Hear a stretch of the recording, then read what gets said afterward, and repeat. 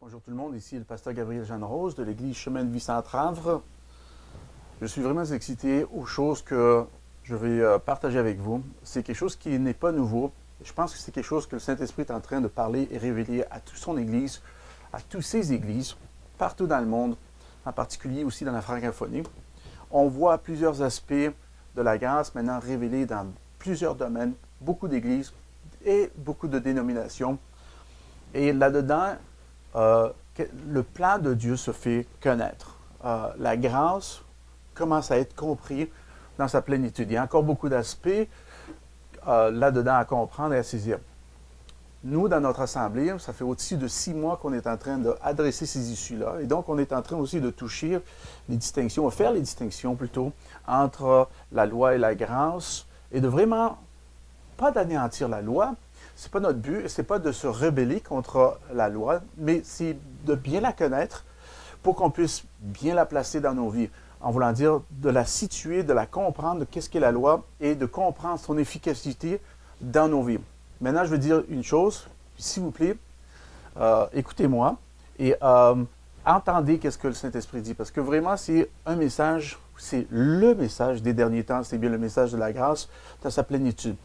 Il y a 3 ou 4 aspects qui s'élargissent de ce message-là, comme la justice, on va toucher à ça, la piété, la sainteté, amen, ces choses qui se ramènent à terme, qui reviennent avec un sens plus important dans nos vies, qui portent maintenant de la lourdeur, de l'importance dans nos vies pour vraiment faire la distinction, littéralement, l'effet de l'œuvre tout accomplie de Jésus-Christ dans nos vies.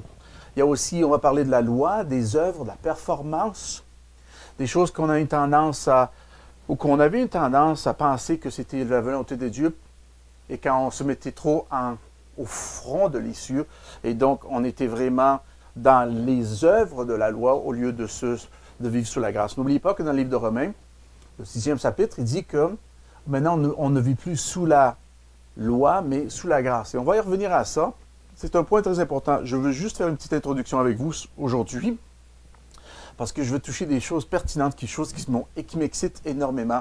Et encore, c'est concernant la loi. Maintenant, la loi a son importance à un certain degré. Elle a son importance parce que la loi est de Dieu. Et il y a des choses à comprendre là-dedans et à bien placer, situer, localiser dans notre vie. De réaliser qu'il y a un aspect, il y a une place, amen, par lequel la loi ne peut pas avoir son pleine efficacité dans votre vie, dans la mienne. Ça va prendre quelque chose qui est au-dessus et au-delà. Et qu'est-ce qui est au-dessus et au-delà de la loi? C'est la grâce et la vérité, qui est Jésus-Christ. Gloire à Dieu. Amen. Et nous allons voir cet aspect-là. C'est très important de la saisir. Peut-être certains d'entre vous, ont déjà un préjugé concernant les choses que je vais dire ou que je dis. Mais laissez-moi vous encourager avec ceci. On est en train de vraiment d'amener au front la grâce au lieu de la loi, par lequel beaucoup de choses sont rattachées avec la performance dans la loi, parce que la loi avait pointé toujours aux choses à faire et à accomplir. Amen. Comme dans l'Ancien Testament. Amen. Si tu voulais te pardonner de Dieu, il fallait que tu fasses des sacrifices, il fallait que tu fasses X, Y, Z.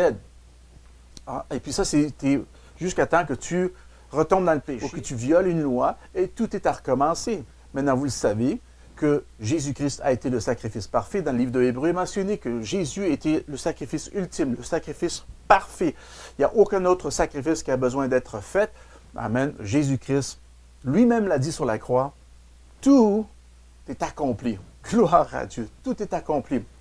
Alors, je vais vous partager quelque chose qui m'a bénéficié énormément et qui bénéficie aussi notre assemblée, parce que ça fait déjà, comme je dis, plusieurs mois qu'on est en train d'étudier ces matières-là et vraiment de les décortiquer pour voir sa plénitude, son efficacité. Amen. Et de voir la beauté de la grâce dans toute sa dimension dans nos vies. Parce que, si vous vous rappelez, dans le livre de Tite, le 2e chapitre, verset 11, dit « La grâce, amen, source du salut, amen, elle est la source du salut. Et elle nous enseigne. » Donc, la grâce, elle est la source du salut. Et elle nous enseigne à renoncer les convoitises et l'impiété. Amen. L'impiété, les convoitises et l'impiété. La grâce, elle nous enseigne. Et c'est intéressant que la grâce nous enseigne ces deux éléments, l'impiété et les convoitises. Parce que ça, c'est deux choses qu'on traite des fois avec religiosité dans nos vies chrétiennes. Et on a été enseigné d'une façon religieuse concernant les choses pertinentes de la grâce. Amen. Et quand je dis religieux, c'est cet esprit religieux ou cet esprit pharisaïque qui vient et qui veut se justifier à travers des choses qu'on fait, qu'on dit. C'est nous qui on s'amène à un niveau spirituel. C'est nous qui font l'effort pour vraiment être plaisant à Dieu, plaire à Dieu et être dans sa présence. Donc, on va s'imposer plein de rituels, de traditions, des doctrines humaines. Amen. Et sans le savoir, on s'éloigne de la réalité et des bénédictions que la grâce a déjà tout fourni pour nous. Gloire à Dieu, a déjà tout accompli.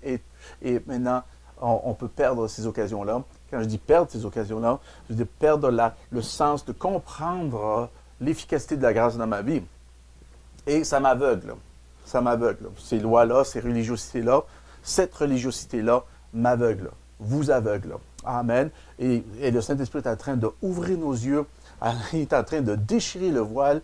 Amen. À plusieurs niveaux de nos vies. Puis ça, c'est excitant, gloire à Dieu. Et c'est ceci qu'on est en train de vivre dans notre assemblée, à Chemin de vie sans Travre.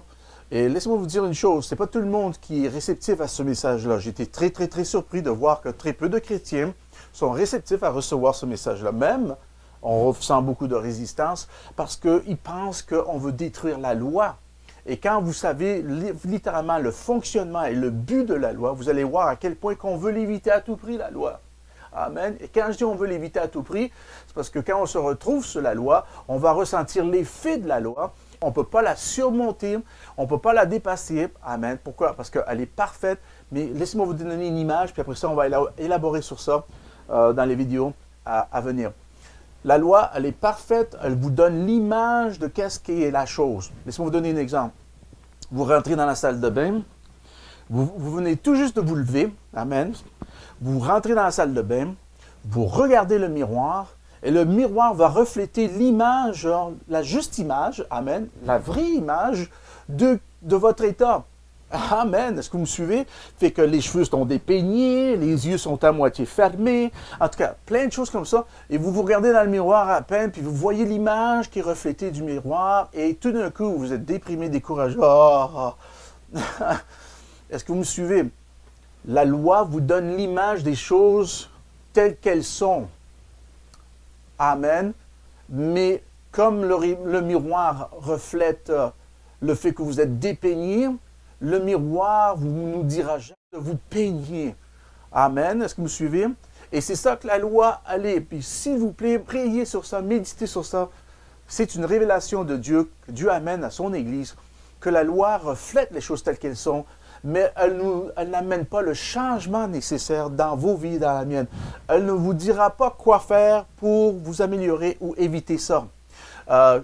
Comme le miroir ne vous dira pas « Hey, tu as besoin de te peigner ce matin parce que tu es dépeigné. » Non, non, non. Le miroir va vous donner l'image telle qu'elle est. Et c'est à vous à faire de quoi. Amen. Mais voici où ce que j'en viens. Parce que la loi, maintenant, elle nous montre cet aspect-là, seulement le côté qui reflète l'effet, l'issue telle qu'elle est. Amen. Il va être difficile maintenant, si moi je tombe dans la condamnation, la culpabilité ou la honte, d'essayer de surmonter cet aspect-là dans ma vie. Et vous voyez aussi que ça peut être même une impossibilité.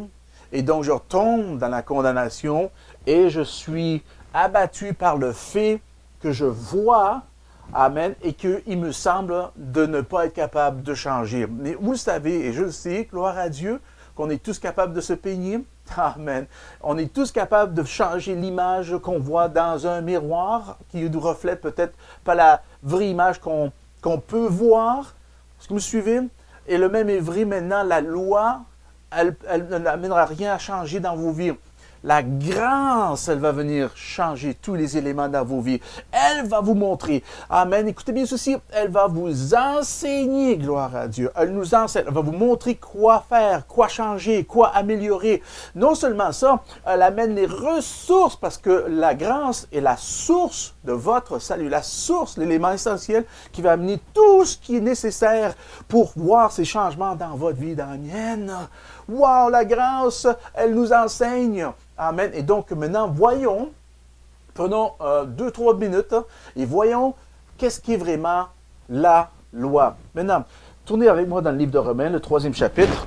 Amen. Lisons ce verset-là. Je veux vous montrer quelque chose. Je vais vous montrer quelque chose. Romains 3, à partir du verset 21, puis on peut lire de 21 peut-être jusqu'à 23 ou même 23 ou même 25. Je veux élaborer plusieurs aspects et des choses qui vont être très importantes pour vous et moi à saisir. Comme il y a la compréhension de qu'est-ce qu'est la justice en dehors de la réalité de la nouvelle naissance,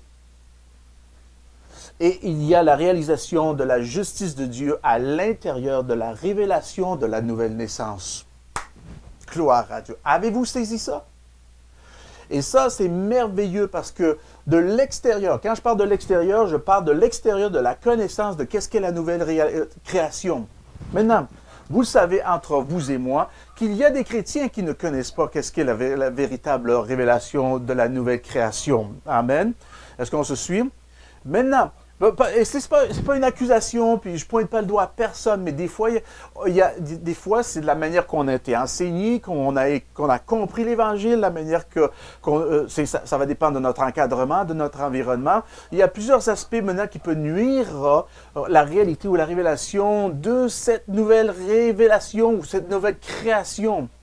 La nouvelle création, c'est d'être né de nouveau, gloire à Dieu. Et en étant né de nouveau, en acceptant le Seigneur Jésus-Christ, on accepte en recevant son œuvre accomplie. Quand on arrive à cette dimension-là, on réalise l'importance de ce salut, un si grand salut que Jésus-Christ a payé le prix pour vous et moi. Maintenant, nous l'avons. Gloire à Dieu, c'est excitant. Maintenant, avant qu'on continue, on va prendre une pause et je vais vous revenir avec la deuxième partie de cette révélation qu'on parle de la justice de Dieu, la révélation de l'extérieur. On parle de la révélation de la connaissance de la justice de Dieu à l'extérieur de notre nouvelle naissance, nouvelle nature, et la révélation de la justice de Dieu à l'intérieur de la nouvelle nature. Je vous reviens. Restez avec moi, ça va être très, très bon. Amen.